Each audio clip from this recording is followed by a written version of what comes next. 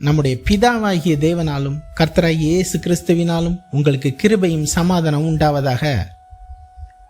நாம் இன்று ஆராயிருக்கும் வேத அறிவு மரணமே இல்லாமல் என்றென்றைக்கும் வாழ முடியுமா என்று வேத வாக்கியங்களின்படி பார்க்க இருக்கிறோம்.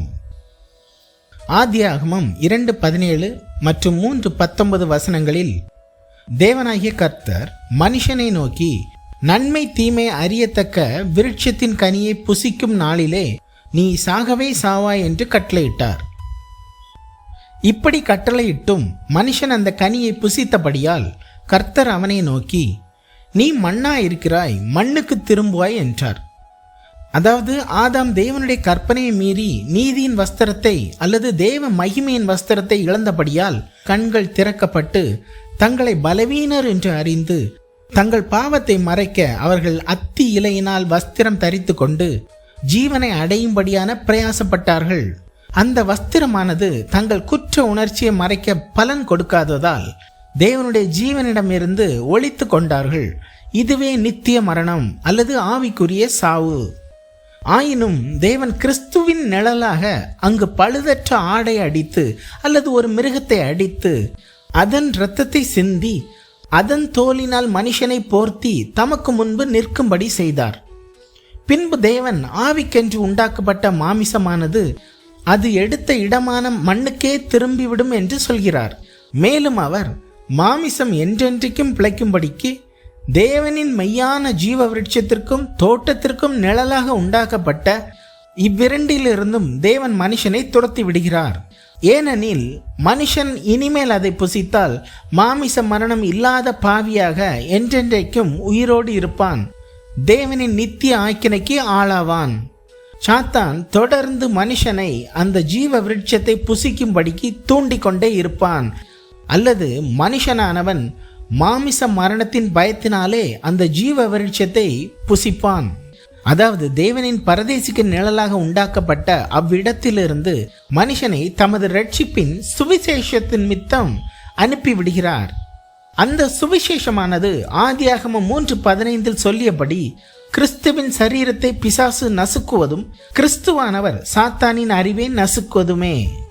இதனால் மனுஷன் ஜீவனை அடைவதும் என்றென்றைக்கும் தேவனின் பரதேசியின் மத்தியில் இருக்கும் ஆவிக்குரிய ஜீவ விருட்சத்தின் கனியை புசிப்பதுமே.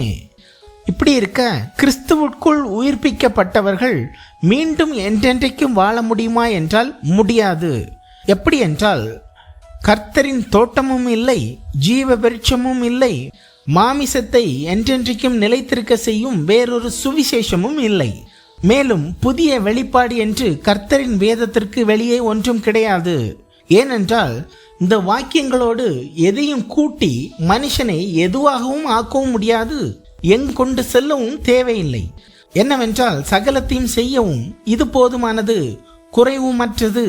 அதுவும் அல்லாமல் தேவன் மாமிசத்தை பூமியிலிருந்து உண்டாக்கி தம்மை மனுஷன் ஆவியில் சுவாசிக்கும்படி அல்லது அறியும்படி பரலோகத்தின் சுவாசத்தை நாசியில் ஊதினார்.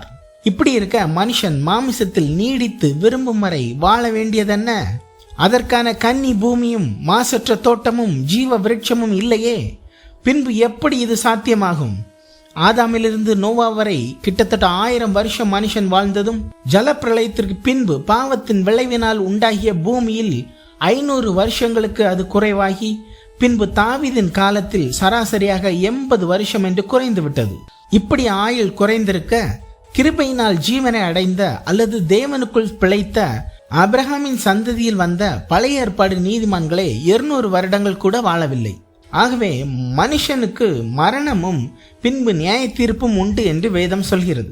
பாவ மாம்சத்தில் நீடித்திருப்பேன் என்று சொல்லும் போதே ஆவிக்குரிய ஜீவனத்திற்கு விருப்பம் இல்லாமல் பாபேல் கோபுரம் கட்டினது போலவும் ராட்சசர்கள் உருவானது போலவும் இருக்கிறது, அல்லது கீழ்ப்படியாதவர்கள் உருவானது போலவும் இருக்கிறது. இச்சைகளுக்கு ஏதுவாகவும் இருக்கிறது என்றே சொல்கிறது. இதற்கென்றே மனுஷன் தோட்டத்திலிருந்து துரத்தப்பட்டான். மீண்டும் தேவன் தோட்டத்தையும் உண்டாக்கவில்லை, ஏனெனில் அது ஆவிக்குரியதாக இருக்கிறது. மற்றபடி கிறிஸ்து தனது சுவிசேஷத்தினாலே நித்திய ஜீவனையும் அல்லது தேவனோடு ஒருமையும் தேவ கோபாக்கினால் நாம் அழியாமல் இருப்பதையுமே வெளிப்படுத்தினார். ஆகையால் ஆவியின் கனிகளும் அதனால் உண்டாகும் சாட்சியுமே கொஞ்ச காலம் மாம்சத்தில் தோன்றி பின்பு நீராவி போன்று மறைகின்ற இந்த மாம்சத்தில் தேவனுக்கு மகிமையாகவும் அல்லது ஒளியாகவும் சுகமாகவும் ஜீவனில் களி கூறுவதுமே தேவனுடைய சித்தமாக இருக்கிறது. கிறிஸ்துவின் கிருபை உங்கள் ஆவியுடன் கூட இருப்பதாக. ஆமேன்.